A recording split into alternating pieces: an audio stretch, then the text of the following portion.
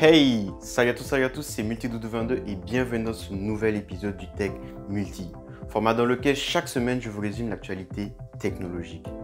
Et comme chaque semaine, je vous ai sélectionné de très beaux sujets concernant la technologie, l'informatique et même les jeux vidéo. Alors si un de ces sujets t'intéresse, je t'invite à t'abonner tout de suite pour ne pas manquer les prochains épisodes. Maintenant que tout est dit, on peut maintenant commencer. Il est courant pour les développeurs d'applications de faire des mises à jour de leurs différentes applications et ce de façon assez régulière. Mais avez-vous remarqué que Google n'a fait aucune mise à jour de ses applications sur iOS depuis le mois de décembre? Et ce parce que depuis 2 mois, Apple exige à tous les développeurs d'applications de spécifier exactement quelles données sont récupérées par leurs différentes applications et enfin à quoi servent-elles. Et bien sûr, quand on sait que Google est une société qui base principalement son business sur la récupération de données, on peut comprendre que ça les fasse quand même pas mal transpirer. Mais selon TechCrunch, un porte-parole de Google a expliqué que la société compte bel et bien se plier à cette nouvelle politique, mais qu'ils sont encore en train d'étudier les différentes données que leurs applications récupèrent sur nous. À mon avis, je pense que Google est juste en train d'essayer de gagner du temps parce que si on prend par exemple le cas de Facebook, qui a dû vraiment révéler au grand jour toutes les différentes données qu'il récupère sur nous, cela ne leur a pas vraiment réussi. Alors on peut comprendre que Google essaie de prendre le plus de temps pour essayer de trouver la meilleure des façons pour expliquer les différentes données qu'il récupère sur nous. Depuis quelques semaines, les rumeurs sont de plus en plus grandes autour d'une potentielle montre connectée chez Facebook. La montre serait apparemment orientée messagerie et santé. Elle sera équipée de tous les différents services de Facebook, donc Facebook, WhatsApp Messenger, Facebook Messenger, Instagram, etc. Et pourra aussi servir de moniteur d'activité physique comme le font la plupart des montres connectées. Ce sera également une montre indépendante. Il ne sera pas obligatoire de la connecter à un smartphone pour pouvoir l'utiliser. On voit bien que Facebook investit de plus en plus dans les objets connectés, comme par exemple les casques de réalité virtuelle, les différents modules pour pouvoir faire des appels à distance. Mais honnêtement, je vois cette montre comme plutôt une sorte d'appareil pour venir prendre leur indépendance de Google et de Apple, pour que les gens puissent accéder à leurs différents services sans passer par ces différents constructeurs de smartphones là. Comme vous avez pu le constater dans la news précédente, Apple met comme qui dirait quelques petits bâtons dans les roues de Facebook en leur demandant d'afficher toutes les données qu'ils récupèrent sur nous. Donc s'ils ont leur propre appareil, ils auront leurs propres règles. Donc toutes les données que la montre pourra récupérer, ça ira directement à Facebook sans passer par les intermédiaires, c'est-à-dire nos smartphones. Donc, ils auront le droit de faire ce qu'ils veulent. Mais bon, pour le moment, Facebook n'a rien confirmé encore. Mais la montre devrait arriver courant 2022. Les rumeurs grandissent autour d'une arrivée prochaine d'une version premium de Twitter. Il faut savoir que Twitter n'est rentable que depuis 2018 et que leur business model se base principalement sur la publicité. Mais depuis quelques années, la firme envisage de revoir leur modèle économique. Selon Bloomberg, le réseau espère à terme proposer une version premium et ainsi faire profiter à ses utilisateurs payants à de nouvelles fonctionnalités. L'été dernier, la firme avait d'ailleurs lancé un sondage pour demander à ses utilisateurs s'ils étaient prêts à payer pour accéder à de nouveaux outils, comme par exemple la possibilité de publier des vidéos plus longues, d'obtenir des badges ou d'annuler l'envoi d'un message. Et lors de la présentation des résultats au second trimestre de 2020, Jack Dorsey a déclaré « Nous pensons qu'il existe un monde où l'abonnement est complémentaire. On peut également imaginer un travail visant à aider les gens à gérer les paywalls. Nous avons une petite équipe qui explore nos options. » Donc ça arrive d'arriver très bientôt. Personnellement, vu mon utilisation de Twitter, je ne me vois pas payer un abonnement pour cela. Mais j'imagine bien que d'autres personnes qui sont par exemple dérangées par la publicité ou qui utilisent beaucoup plus Twitter pour un usage professionnel pourraient peut-être être intéressées par ce genre de service. Dites-moi ce que vous en pensez et est-ce que vous allez peut-être succomber à cet abonnement? En novembre dernier, Apple a dévoilé ses tout nouveaux Mac équipés de leur processeur maison, le M1.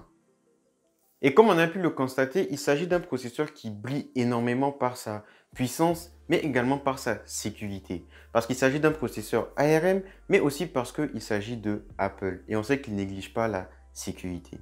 Mais cette semaine, plusieurs petits logiciels malveillants, spécialement conçus pour fonctionner sur le M1 de Apple, ont été détectés par plusieurs équipes de sécurité, comme par exemple celle de Malwarebytes. Et même si en général, on sait que les antivirus ne sont pas hyper efficaces, on sait très bien qu'il est bon d'en avoir un, surtout lorsqu'on suspecte une activité étrange dans notre ordinateur. Mais dans ce cas-là, les antivirus sont encore moins efficaces, parce qu'il s'agit de logiciels malveillants assez poussés et que ces antivirus ne sont pas suffisamment à jour pour pouvoir déceler toute activité malveillante sur le M1. Donc, chers amis possesseurs de M1, faites vraiment attention à votre ordinateur. Même si pour le moment, on sait que ce n'est pas des logiciels malveillants très méchants. Il s'agit principalement de adware. Mais on sait très bien que si c'est possible, alors c'est un gros problème. Donc, faites attention et sortez couvert. C'était pas nécessaire le sortir couvert, mais bon. Vu l'effervescence qu'il y a aujourd'hui autour des crypto-monnaies et les ruptures de stock que cela cause au niveau des cartes graphiques, Nvidia a décidé de créer une gamme spécifique pour le minage de crypto-monnaies et plus spécifiquement celui de l'Ethereum. Contrairement aux GeForce RTX et avant elle les GeForce GTX, la série CMP HX, donc pour Cryptocurrency Mining Processor, n'est pas orientée pour l'affichage. D'ailleurs, les cartes ne seront équipées d'aucune sortie vidéo. Donc, ce n'est pas des cartes conçues pour le jeu vidéo et serviront uniquement au minage de crypto-monnaies et plus spécifiquement celui de l'Ethereum. La série sera composée de 4 cartes CMP HX qui offriront un taux de hachage Ethereum de 25 MHz par seconde à 125 watts jusqu'à 86 MHz par seconde à 320 watts pour la plus puissante. En comparaison, une RTX 3080 c'est 73 à 74 MHz par seconde et une 3090 de 120 à 122 MHz par seconde. On constate alors que les cartes graphiques sont encore légèrement plus puissantes que cette nouvelle série-là. Mais attention, c'est que pour le moment, parce que Nvidia compte limiter la capacité de hachage de ses prochaines cartes graphiques, et ce de 50%. Et compte commencer avec la prochaine carte qu'ils vont sortir, la RTX 3060.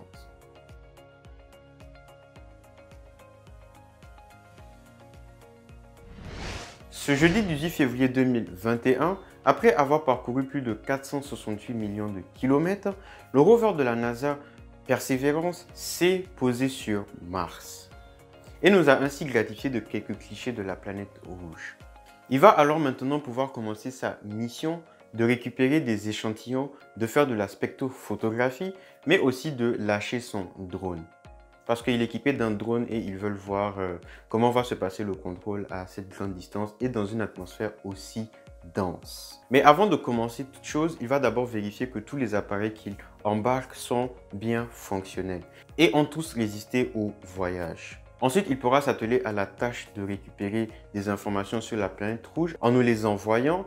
Et il fera aussi quelque chose d'assez particulier, c'est qu'il va essayer de récupérer plusieurs échantillons qu'il va laisser sur place et qu'une autre mission va venir chercher dans 10 ans. Donc, il s'agit d'un projet assez extraordinaire et qui fait que commencer. Mais quoi qu'il en soit, c'est une mission très intéressante et assez impressionnante. On en reparlera sûrement dans d'autres vidéos. Ce qui nous amène à la fin de cette première partie de vidéo. Maintenant, on peut ouvrir notre petit coin jeux vidéo. Cette semaine, l'interface de xCloud a fuité. xCloud, il s'agit du service de cloud gaming de Microsoft. Il donne ainsi la possibilité aux utilisateurs du Game Pass d'accéder à leurs différents jeux sur Android à travers le cloud gaming. The Verge a pu se procurer et publier les différentes captures d'écran du xCloud sur navigateur. On y retrouve un launcher sobre et efficace qui ne présente pas beaucoup de différence avec celui qu'on connaît déjà sur smartphone et tablettes Android. L'avantage de cette version web, c'est qu'on pourra l'utiliser sur nos PC, les iPads et même les iPhones. Mais attention, pas avec Safari, parce que Safari n'est pas encore compatible. Pour la news suivante, on reste chez Microsoft. Et cette semaine, ils ont sorti une fonctionnalité assez intéressante sur leur série X et sur leur série S. Et il s'agit du FPS Boost. Et comme son nom l'indique, il s'agit d'une technologie qui va permettre de doubler, voire même de quadrupler dans certains cas, le nombre d'images par seconde dans un jeu. Mais par contre, comme pour le constater, la liste de jeux n'est pas énorme pour le moment. Il s'agit de Far Cry 4, de New Super Lucky Tale, de Sniper Elite 4, de UFC 4 et de Watch Dogs 2. Mais bon, ce n'est que le début et ils annoncent énormément d'autres jeux compatibles avec le temps. Dans ma vidéo où j'expliquais pourquoi il ne fallait pas acheter la PS5, d'ailleurs la vidéo est juste ici, eh ben, j'avais réservé une partie entière au fait que les premières générations présentent toujours des problèmes techniques. Eh bien, aujourd'hui, j'aimerais en rajouter un autre. Et c'est le fait que la manette de la PS5, la DualSense, est atteinte de drift. Ces derniers jours, beaucoup de cas ont été rapportés. Un recours a été d'ailleurs déposé à New York par le cabinet CSK&D.